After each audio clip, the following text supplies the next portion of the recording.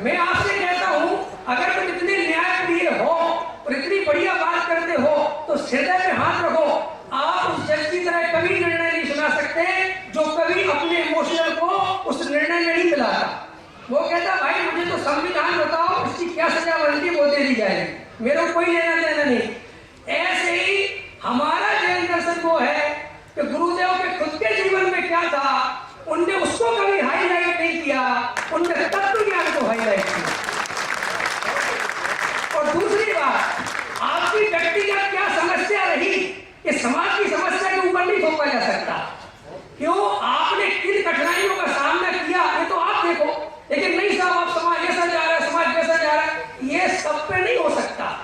और मैंने वो पहले ही बता दिया, जो बड़ी बड़ी समस्याएं जो जिसकी सुना रहे थे वो जो सुना दी वो बोलने नहीं चाहता, उन सब समस्याओं का एक ही समाधान है, आप पहली क्लास से स्कूल खोल दो, मेरी गारंटी आपके बच्चे कहीं नहीं जाएंगे। आप उनमें नैतिकता के सिविल लगाओ, कोई दिक्कत नहीं। गवर्नमेंट कहती है, हमारे जयपुर में सुबोध पब्लिक स्कूल खुला है, हम सब विद्वान वहां पढ़ाने गए 10 दिन के लिए, और वहां पे 5 पापों के त्याग की बात करके आए हैं। अरे जब आप शुरू में तो दुनिया भर का क्रिश्चियन स्कूल में भेज के इंग्लिश मीडियम में ऐसे करके सब करके बेचारा जीवन बर्बाद कर लेता है, और फिर उसमें से 2-4 बचपन जाते हैं, हम जैसे शास्त्रीय विद्वानों के लड़के जो मार के पाठशाला भेजते हैं, वे जाके कहीं जाके बनते हैं और फिर भाषण देते हैं कि शास्त्री बनाओ, वहां से लाओगे समाज में। तो इसलिए इन सब की समस्याओं का समाधान वो कर दिया मैंने। और रही चौथे पुरस्कार की बात, तो चौथा पुरस्कार वो है, मैं भी कह रहा हूँ, आप अपने औलिक भावों को वहां मत मिलाइए। अष्टमूल गुण और सत्य व्यसन का फल भी, सत्य व्यसन का त्याग भी नियम पूर्वक 5 पुरस्कार की पहली प्रतिमा में होता है, वो सब लेखों में लिखा हुआ है। अब मेरा प्रश्न है, चौथे में क्यों नहीं लिखा आचार्य ने?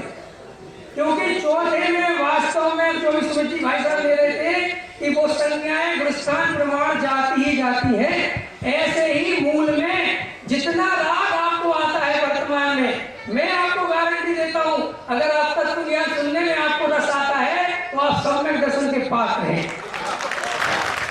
और सम्यक दर्शन का अपात्र वो है जिसे तत्व ज्ञान नहीं सुहाता। और याद रखना, चारित्र में जोर देने से चारित्र नहीं आता। हमारे सारे विरोधी भाई चारित्र की चर्चा करते हैं और उनके ही घर में सबसे ज्यादा जमीकंद बनता है। और हमारे मोक्षु भाई वो है जो कभी जमीकंद की चर्चा भी नहीं करते, घर में जमीकंद नहीं बनी।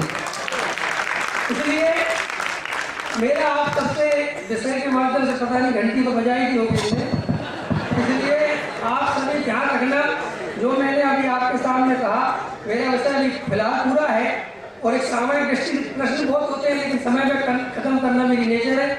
अब किसी को प्रश्न पूछना हो तो पूछ सकते हैं। गालियां तो सारी ये ले गया। राकेश एक मैं बुलाना चाहूंगा आदरणीय संयम भैया जी, जो एक बहुत महत्वपूर्ण